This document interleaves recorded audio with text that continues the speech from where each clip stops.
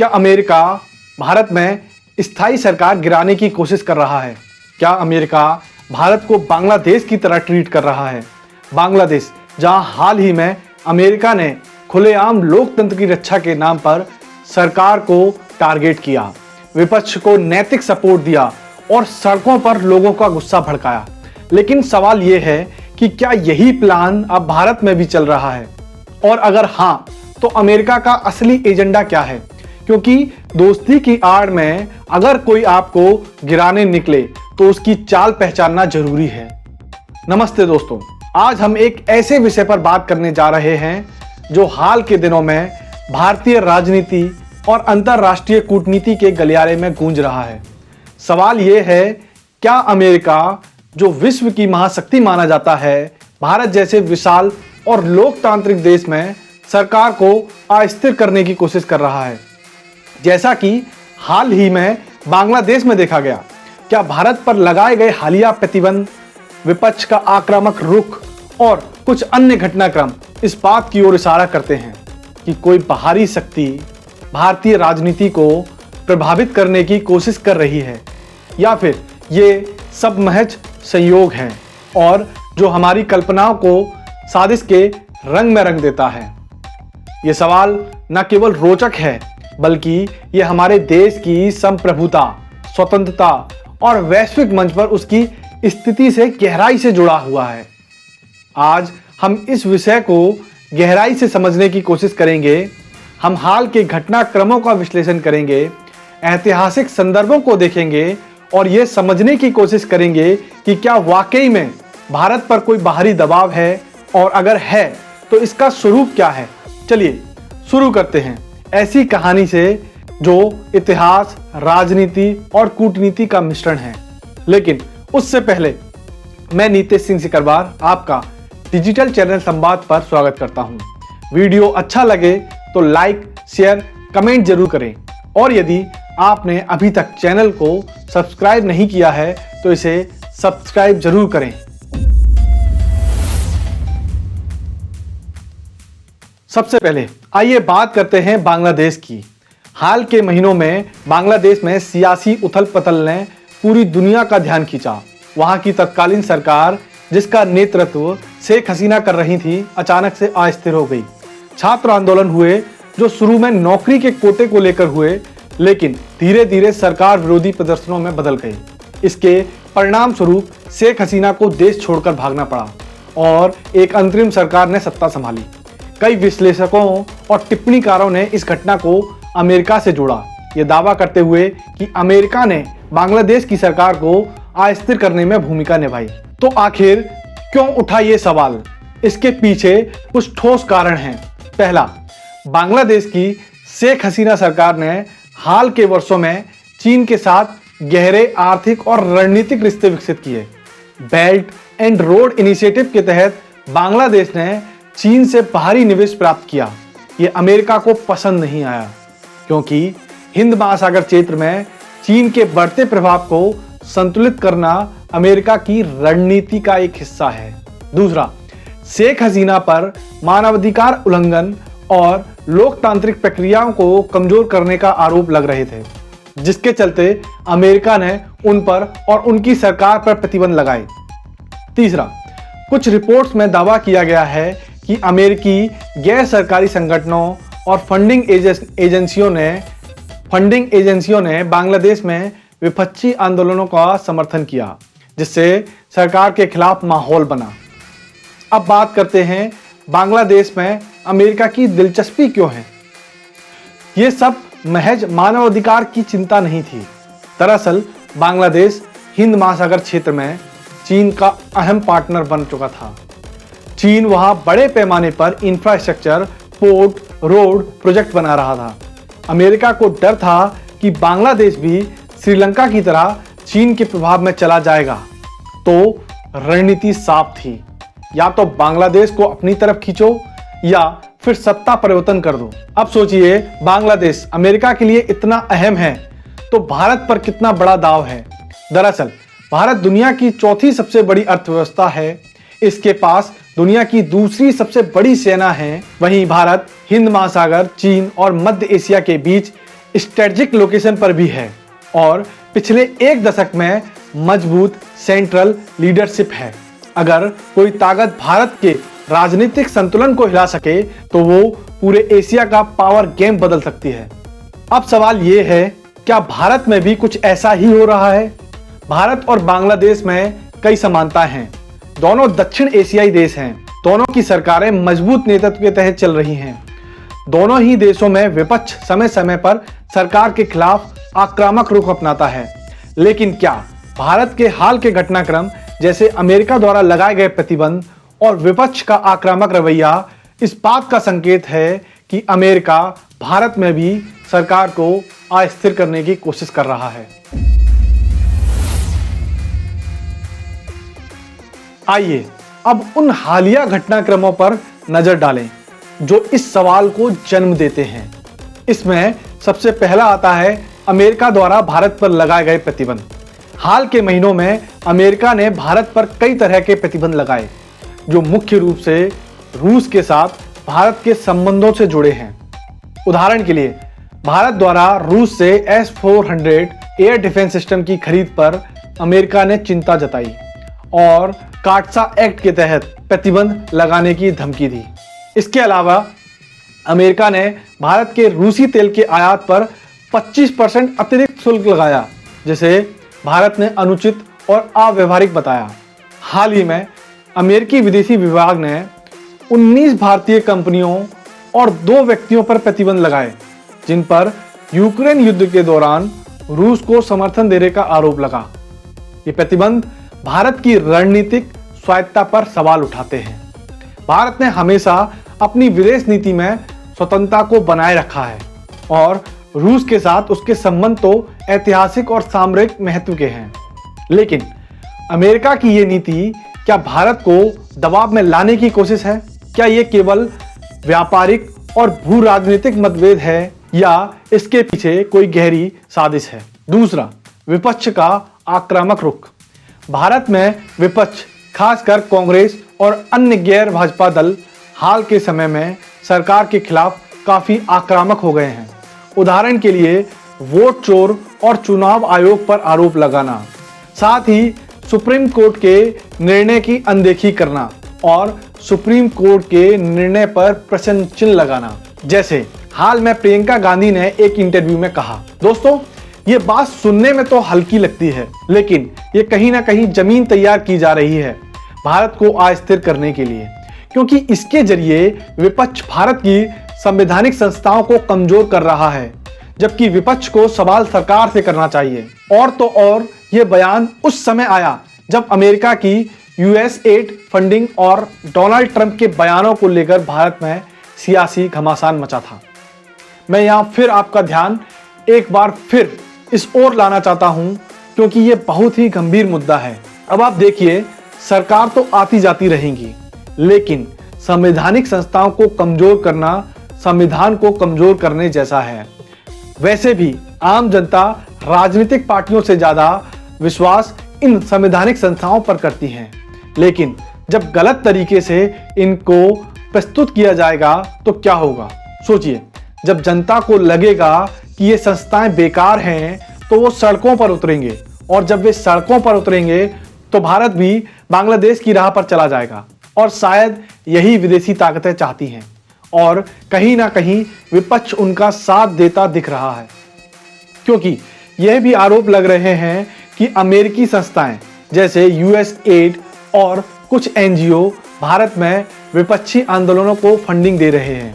इसके अलावा एक रिपोर्ट के अनुसार माइक बेज फाउंडेशन फॉर फ्रीडम ऑनलाइन के निर्देशक ने दावा किया कि अमेरिकी विदेशी विभाग ने और टेक कंपनियों ने 2019 के भारतीय चुनावों में मोदी समर्थक डिजिटल कंटेंट को सेंसर किया और विपक्षी आंदोलनों को समर्थन दिया। ये दावा गंभीर है क्योंकि ये भारत की लोकतांत्रिक प्रक्रिया में बाहरी हस्तक्षेप की ओर इशारा करता है। तीसरा, मानवाधिकार और धार्मिक स्वतंत्रता पर सवाल। अमेरिकी विदेशी विभाग की 2024 की मानवाधिकार रिपोर्ट में भारत पर कड़े सवाल उठाए हैं। इस रिपोर्ट में कहा गया कि भारत ने मानव अधिकार का उल्लंघन किया है। आरोपी अधिकारियों के खिलाफ न्यूनतम विश्वसनीय कदम उठाए। इसके अलावा अमेरिका और कनाडा ने भारत पर खालिस्तानी अलगाववादियों को निशाना बनाने के आरोप लगाए, जिसमें हरदीप सिंह निज्जर की हत्या और पन्नू के खिलाफ हत्या की साजिश शामिल है। ये आरोप भारत के आंतरिक मामलों में हस्तक्षेप के रूप में देखे जा सकते हैं। भारत ने इन आरोपों को खारिज करते हुए कहा कि यह उसकी संप्रभुता का उल्लंघन है। लेकिन सवाल तो उठता है कि क्या अमेरिका इन मुद्दों को उठाकर भारत की छवि को नुकसान पहुंचाने और सरकार पर दबाव बनाने की कोशिश कर रहा है?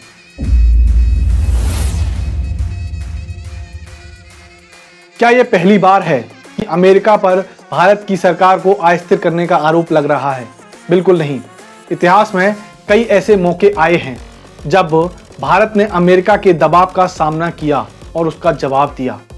सबसे पहला 1965 का गेहूं संकट।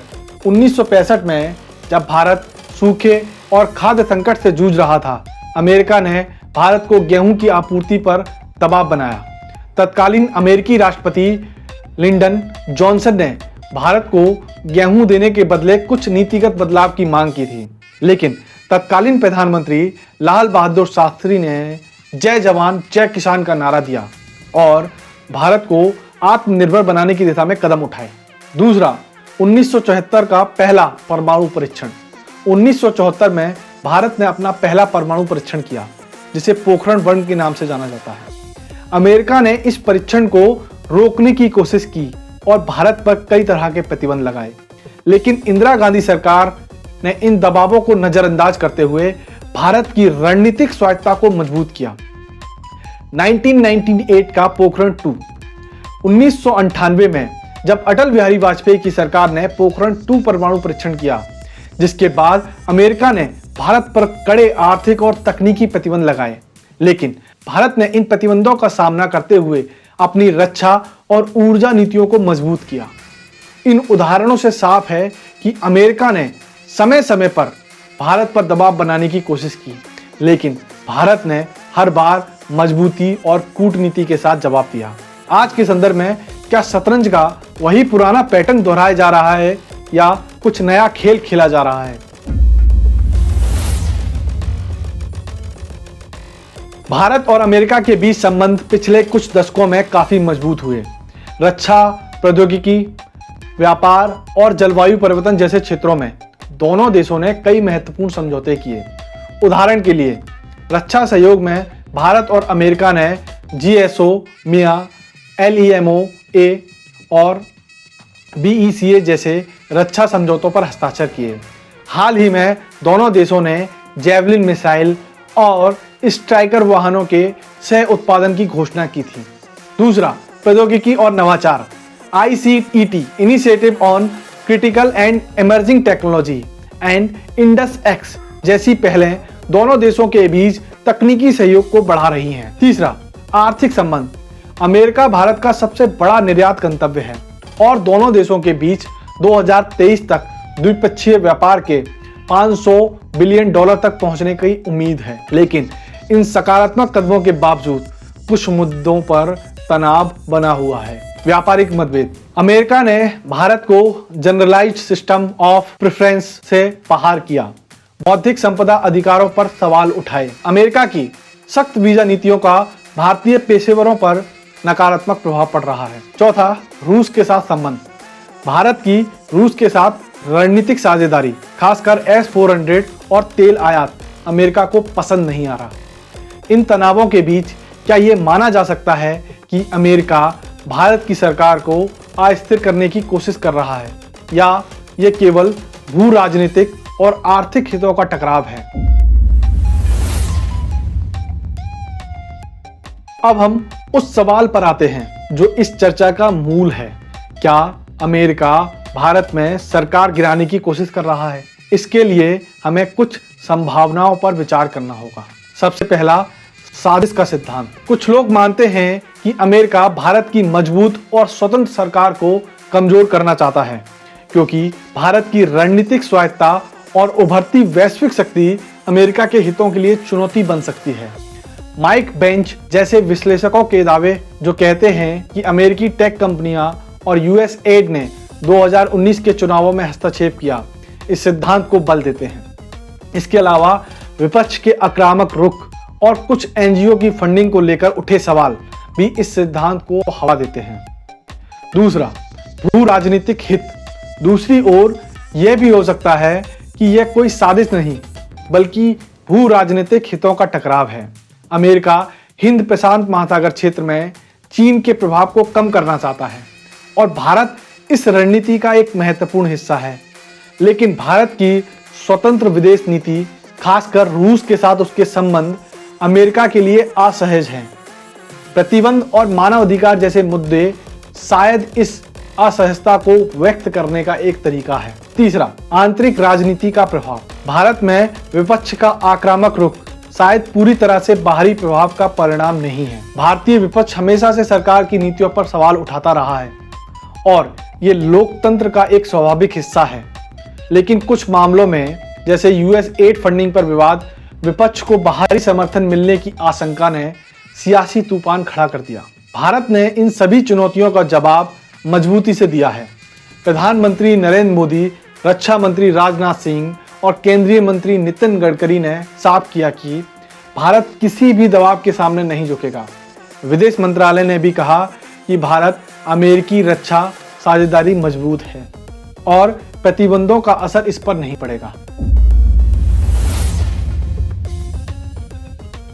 तो भारत को इस स्थिति में क्या करना चाहिए? क्या यह मान लेना चाहिए कि अमेरिका उसकी सरकार को अस्थिर करने की कोशिश कर रहा है, या भू राजनीतिक खेल का हिस्सा मानकर रणनीति बनानी चाहिए? इसमें सबसे पहले आता है आत्मनिर्भरता। भारत को अपनी आर्थिक और रक्षा क्षमताओं को और मजबूत करना होगा। आत्मनिर्भर भारत अभियान इस दिशा में एक महत्वपूर्ण कदम है। दूसरा, कूटनीतिक संतुलन। भारत को अमेरिका के साथ संबंधों को मजबूत करते हुए अपनी रणनीतिक स्वायत्तता बनाए रखनी होगी। क्वाड और अन्य बहुपक्षीय मंचों पर भारत की सक्रियता इस संतुलन को बनाए रखने में मदद कर सकती है। साइबर और डिजिटल स्वतंत्रता। अगर अमेरिकी टेक कंपनियां भारत में सेंसरशिप या हस्तक्षेप कर रही हैं, तो भारत को अपनी डिजिटल संप्रभुता को मजबूत करना होगा। विपक्ष के साथ संवाद। सरकार को विपक्ष के साथ रचनात्मक संवाद करना चाहिए ताकि बाहरी हस्तक्षेप के दावों को कम किया जा सके और आंतरिक एकता को बढ़ाया जा सके। तो क्या अमेरिका भारत में सरकार गिराने की कोशिश कर रहा है? इसका जवाब इतना आसान नहीं है। हाल के घटनाक्रम जैसे प्रतिबंध, विपक्ष का रुख और मानव अधिकार पर सवाल निश्चित रूप से कुछ संदेह पैदा करते हैं, लेकिन ये कहना कि ये सब एक सुनियोजित साजिश का हिस्सा है, शायद जल्दबाजी होगी। भारत और अमेरिका के बीच संबंध जटिल हैं। ये सहयोग और तनाव का मिश्रण है। भारत को चाहिए कि वो सतर्क रहे, अपनी संप्रभुता की रक्षा करे और वैश्विक मंच पर अपनी स्थिति को और मजबूत करे। अंत में ये कहानी एक महत्वपूर्ण सबक देती है। भारत एक उभरती हुई शक्ति है और उसकी स्वतंत्रता, संप्रभुता को कोई भी चुनौती नहीं दे सकता। जैसे कि नितिन गडकरी ने कहा कि हमें किसी के पास जाने की जरूरत नहीं है। भारत को अपने वैज्ञानिक, इंजीनियरों और नागरिकों की शक्ति पर भरोसा करना होगा। ये एक ऐसी कहानी है जो हमें गर्व करने और सतर्क रहने का संदेश देती है। धन्यवाद। और चलिए अब इस चर्चा को आगे बढ़ाते हैं। अब आप क्या सोचते हैं? क्या यह साजिश है या भू राजनीति का खेल? अपनी राय जरूर साझा करें।